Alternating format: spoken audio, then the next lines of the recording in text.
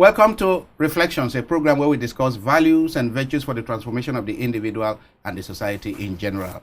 I am Father George Ehusani, and I have my friend with me, Dr. Okey Ikechukwu.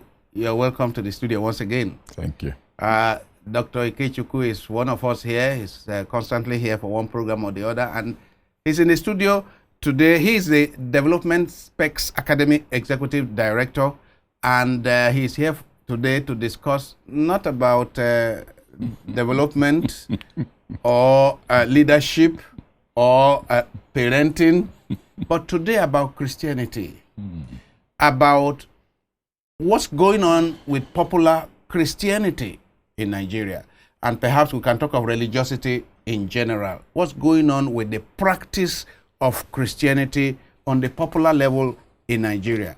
I read an article recently published by Dr. Ikechukwu titled Signs of the Last Judgment. Are we having, with all the things that happened in 2020, are we having signs and signals of the end time? And when I read it, I said, Dr. Ikechukwu, you have become a biblical exegete. You are dealing with New Testament hermeneutics and apocalyptic writings. Fantastic. Too much English. Oh, too much English. Okay, let's put it mildly. Dr. Ikechukwu is becoming an expert in on the last things, especially as we see in the Gospels and in the book of Daniel and in the Revelations, a lot of writings about what will precede the second coming of the Messiah. Now, there is this critical section of his article that I would like to share. We may look at the increasing number of prayer houses and religious activities all over the world today and wish to take it as proof that human beings are waking up spiritually at last. Unfortunately, most people who throng miracle centers and prayer houses are not looking for God or for salvation. They are only looking for new cars, babies, promotion in the office, husband, wife, or some other thing on the earth. They are not looking for a way to heaven. They are not looking for the creator of all life. Perhaps the question to ask here concerning the faithful of the day is, do they pray to the Lord and say, thy will be done, and trust in his omniscience and omnipotence? Or do they make demand and try to, quote unquote, claim it, whether the Lord likes it or not? I read this section of Dr. Ikechukwu's article, and I was once again troubled. 2 years ago, I had written 2 articles. One is titled Infantile Religiosity, where I lamented the kind of religion we are practicing in this country in large measure. Then another one, this particular kind of Christianity is not working. When I look at the fervor, the zeal, the loudness of popular Christianity, and I see, when it comes to social morality, abysmally low social morality. When you talk of godliness, what is the level of godliness that goes along with this practice of religion in our society? Dr. Ikechukwu, can you speak more on that section of your article about, you mean a lot of us who practice Christianity, we are not looking for God? Well, only the Lord will know who is looking for him. Okay. But first, I found it curious and interesting when you called for us to have this discussion, because for me, that there are priests and there are priests, that indicates a shepherd looking out, finding something useful and saying, let's expand this further. So that struck me particularly, because you're not the only one who read it. The second thing is, the essential point being made there is that what some people are practicing may, without inappropriate use of language, be described as a revised, substandard version of what, from my understanding, Christ had brought. Because if you look at the Christianity, the way it was taught to us and the way I find it in the Bible and other related literature, Christ taught about the omnipotence and omniscience of God. He taught about otherworldliness, that our true humanity is defined by the spirit or the soul. In other words, this body you're seeing is not okay, Ikechukwu. It's a garment he has to use on earth. That we shall discard. Eventually discard it. It will dissolve into minerals. It has no name. It has no identity. This body cannot get up and go to the market. I go to the market using the body. So that distinction between the worldly and the otherworldly was there. Even Christ was quoted to have said, of the earth, earthly, of the spirit, spiritual. But when, and this is not about criticizing anybody's religious belief or habit. I have a right to take a position based on my understanding of those teachings, and that's all I'm concerned about. So if all my energies go into the things the bringer of Christianity had warned me that they don't last.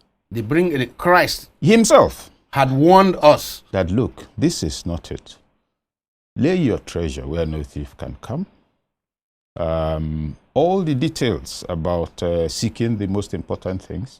Work for food that lasts. Yes. If all I'm doing appears to deviate, or actually deviates from those fundamentals, I should be worried. And you see that if numbers are to be used to determine faith, then I ask myself, and everybody is happy with me, is it not written, woe unto you when all men speak well of you, for so did their fathers of the false prophets? These are the concerns. And I think the greater part of the concern is actually for those working in the vineyard as priests and pastors and preachers. And for the believers, the critical issue in that paragraph is that the question to ask, how many people, if they go to church or go for night vigil or they go for whatever, what is it they go for? Some go genuinely to pray to the Lord in humility and bow their spirit and say, thy will be done. Some go there to network. I've heard that Father George Ehusani or Senator George Ehusani is coming to church today. So, and there's this, he might help me with this contract I'm trying to get in the Ministry of Commerce. That church? I go to the church to meet Senator Ehusani. I have not come to worship God. While the priest is talking, I'm not listening because I'm monitoring so that these senators are busy. The man might just got up and go anytime. Leave during the Therefore, if you're to measure what's coming out of my soul, it is disruptive of the spirit of worship for those who are really worshiping. If you really want to take it strictly, it is blasphemy.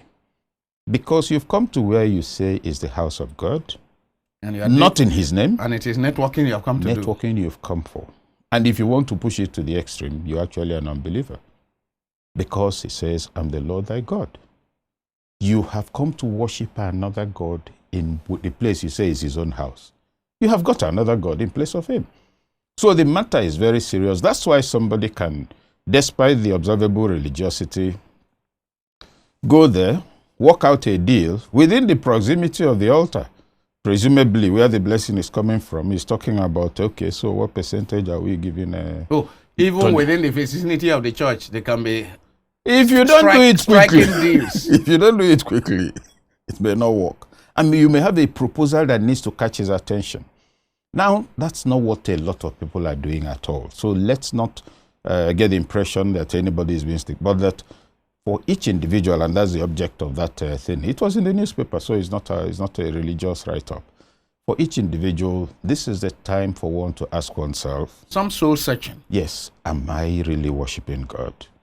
Do I understand the teachings of Christ? If you were to come today and I stand forth, am I likely to score up to 20% by the standards he taught? All my energies are going into things. I'm praying for wealth, and the wealth comes. And all the unchristian qualities emerge. Vanity. That follow the wealth coming. Precisely.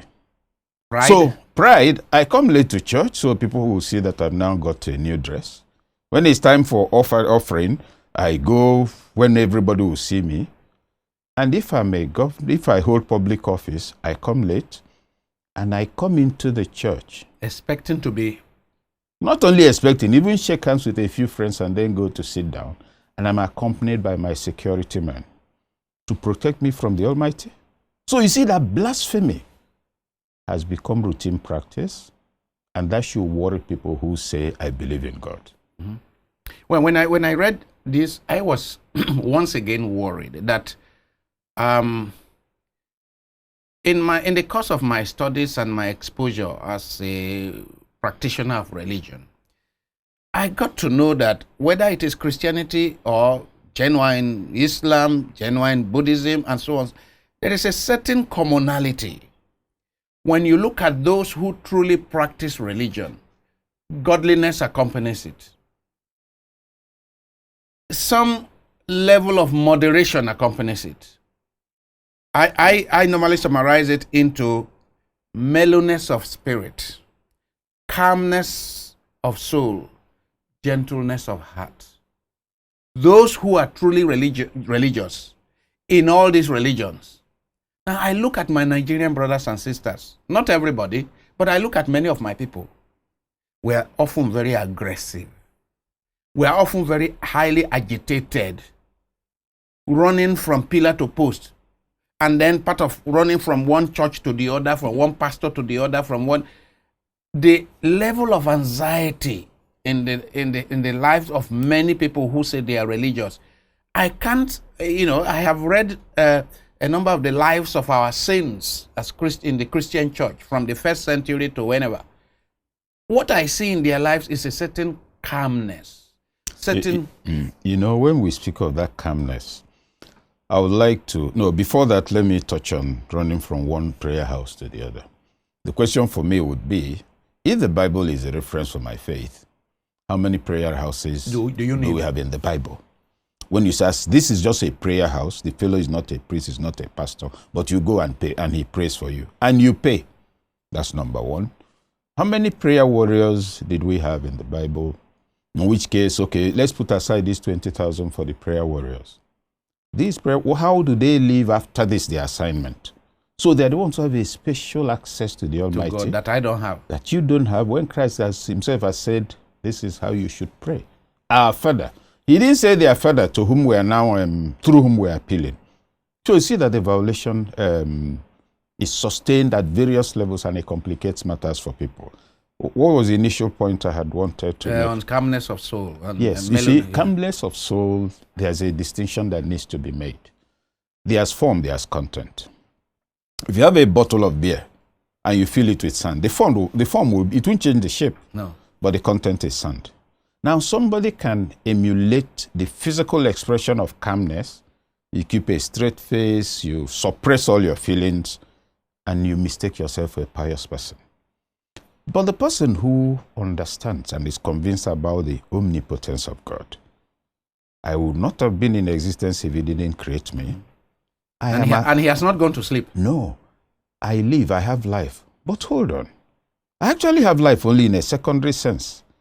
He through whom I came into being must be life itself, since he doesn't need anything to sustain him. I have gotten my life. Precisely. I'm only a spark of his light. That, which is. Now, I'm convinced about this. Then I'm convinced that I'm not this physical body. I'm not Dr. Ikechukwu, who is this and that, who is father of this person, who comes from this. I'm a creature of the Almighty, who has to live according to his will, and who must struggle, stumbling and getting up. For as long as he allows you to live, you maintain the struggle. He is the judge. Yes. Now, that certainty should make it impossible for me, if I say I'm a believer, to prioritize the things of this world to the extent that I could kill for it and do so many other things. And so when in all of this, you're then told, thou shalt have none other gods but me. And you have a son because of whom you will cut all the corners in this world, disobeying your creator. You're an idol worshiper. I mean, I look at the social psychologist Abraham Maslow. Hierarchy of needs. Hierarchy of needs and transcendence. And you look at a lot of people in our society, you just observe it. You are a critical social analyst. And you observe the way we conduct our affairs what gives us sleepless nights, and so on. And you are saying we seem to still be in large measure at those elementary levels of physiological needs. Is it our level of development? We are at that level of physiological needs, the need for bread and butter and house and so on and so forth and children. Then it's as if even into our religion and into our prayers, it is we migrate the same thing. It is still at that level. Yes. In fact, the Almighty is being used like a lottery machine. Cash machine. And you see, it degrades the concept of divinity. Oh, go and pray. Dash him something, he will give you back. What blasphemy.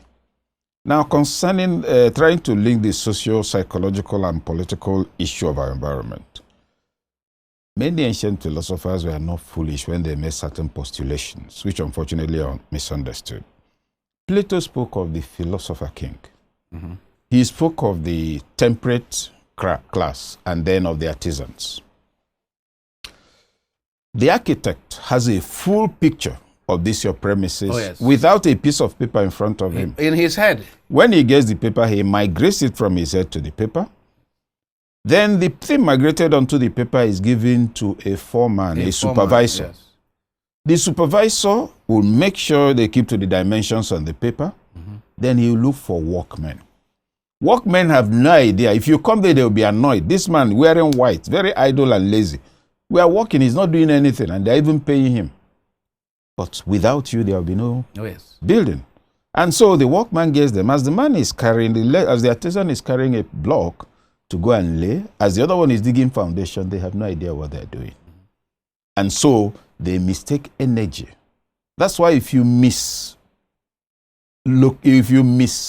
assign those people, they'll try to eliminate people like you, the architect. Yes. They are useless. But being that they like the conceptual framework for sustainable human existence, invariably the society will keep degenerating further and further into barbarism. Now, how does that relate to our environment? Think of our forefathers, our founding fathers in Nigeria. They were men and women with very broad notions about development for their respective peoples within a framework called Nigeria. And you say, I've gone back to the military again. Ask yourself, those who carried out that first coup, what level of knowledge did they have on any subject matter? Presumption. And so you then find that the person with that overarching insight is the one who can assign roles effectively.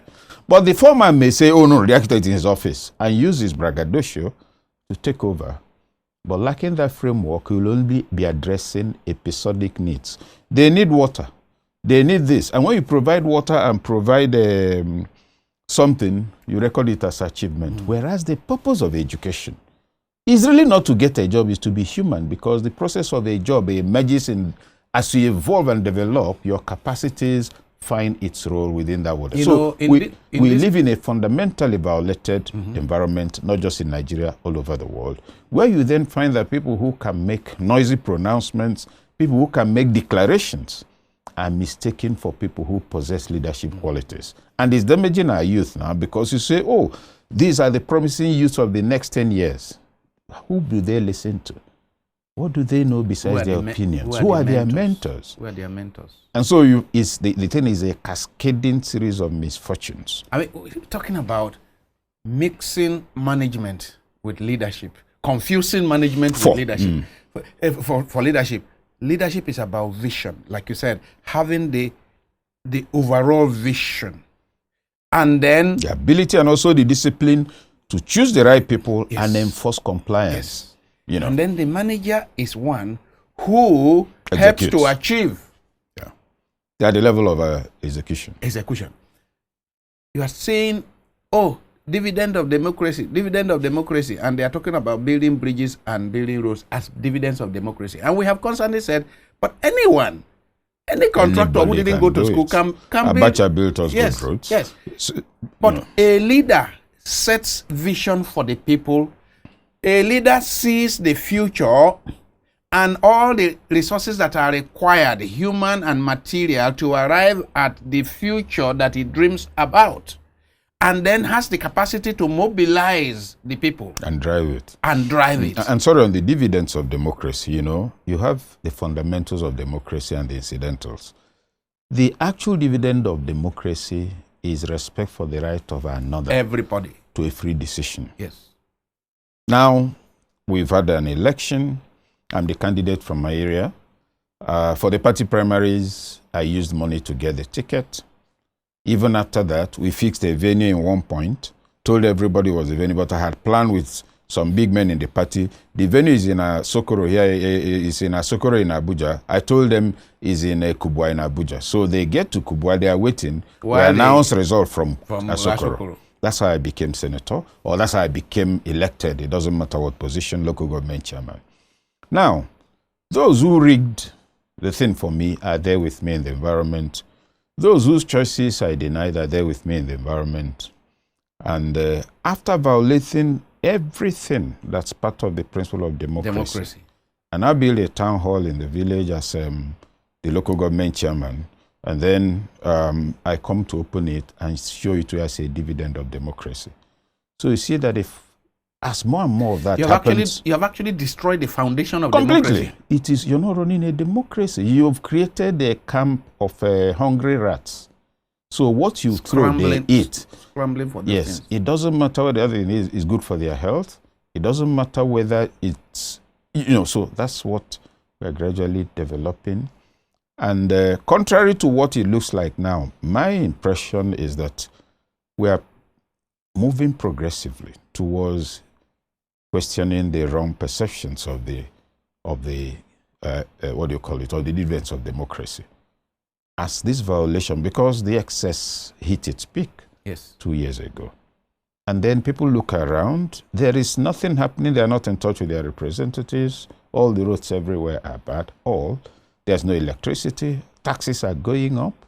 On top so of even that, the things that they tout as dividends of democracy they cannot sustain, basically because the basic discipline and qualities of leadership are lacking. So being, if you like, without prejudice to the implication of the concept, being buccaneers, a buccaneer is not a nurturer. Why? I mean, look at Jacob and his brother. The other one is a hunter, the other is a farmer. Yes. The farmer nurtures. There's a big he difference. watches the season and knows when to plant. He has the patience to weed. The hunter looks around, shoots anything. What if there's nothing to shoot? He cooks nothing, he does nothing. And so you find that what we now have are, if you like, highwaymen as leaders. That's why taxes will go up as jobs are disappearing. That's why tariffs will go up as jobs are disappearing. That's why it will occur to somebody that if you have, if you have dividends that you've not claimed, instead of that person telling you, since jobs are disappearing, look, find out why this man hasn't claimed his dividend for 15 years. If he's no longer there, he or she is no longer there, look for the children, migrate it out of your place because you're making profit illegally. If there are deposits in the bank that have been idle for too long, look, call people, let there be liquidity. Instead, you go to collect it to spend. So you find that alms giving is being mistaken for public policy. There's no energy directed towards production and wealth creation, but there's a lot of energy on distribution. And so what does he do? You're not producing extra, like there's a 30,000 now budgeted for 330,000 entrepreneurs. Yes. It's going to be given to them. Now let's suppose we're very hungry, we need food, and you give all of us 10,000 for food. For as long as extra food is not being produced, for so long will the price of food go up. So you can see we're not on a path that's going to lead us around. There may appear to be no connection between this and our discussion on religion. There is. There is, of course. The consistent lack of discipline in understanding the fundamental principles of life always eventually permeate everything. That's why, sorry. I have been discussing with Dr. Okey Ikechukwu on popular Christianity in Nigeria, what's going on. And then we veered into development and democracy and so on. And he's saying that there is a link between what we are seeing with the practice of religion in this country and what we are seeing with the practice of politics. It is the same, it's coming from the same source. Value degradation. Value Simple. degradation, lack of values, lack of virtues, and then leadership failure on all fronts. The failure to have people of vision, people who have been mentored properly by philosopher kings, if we may borrow from Plato. People who have been mentored by philosopher kings who have the concept of the common good and then have a sense of sacrifice for the common good and therefore inspire the young people to follow them in that kind of orientation. We have lacked it in this country, and we pray that as we enter a new year, a very challenging year, I must say, that we would have a lot of people. You are doing a lot of training. I hope that these issues are coming up in your training. Oh, certainly. Because we really need a lot of work to turn the tide around. Very briefly, the emphasis is on knowledge impartation. Yes. People mistake information and data gathering for knowledge. Gossip. Assuming I know that a certain musician called Beyonce is now going out with a certain musician called Peter. That's knowledge. For them. But that's data, information that adds no value. And you now have a lot of people in the public domain, particularly those who think they are leaders of the youth. They have a lot of data, but they don't have the spiritual framework to answer the question, what's the meaning of life? What's the meaning of life? And so in a short time, you find them mistaking personal opinion for truth. And you find that's why I find most also the leadership, the books you find on leadership, whether audio tape or books, is full of personal anecdotes from America. Oh, and I had this and I went that. Personal opinion cannot replace truth. Because you cannot determine how digestion takes place in your body, and you didn't create that body. There are laws of nature.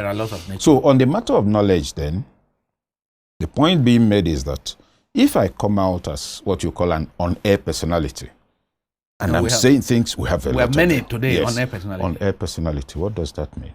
What is my content? There are some of them who have content. What do I know about life in order to be a valid reference on any subject matter whatsoever, including the weather? And so you find that the pillars of knowledge that ought to constitute the backbone for people who are unsure have also been substituted by fraudulent alternatives. I mean, our educational system has been destroyed. Don't even go there. So we have a lot of problems. I mean, we will need to have another segment to put together that whole thing about religion, religiosity, vision, and how our society can be revamped. Thank you for coming, and God bless you. Thank you very much. Yeah.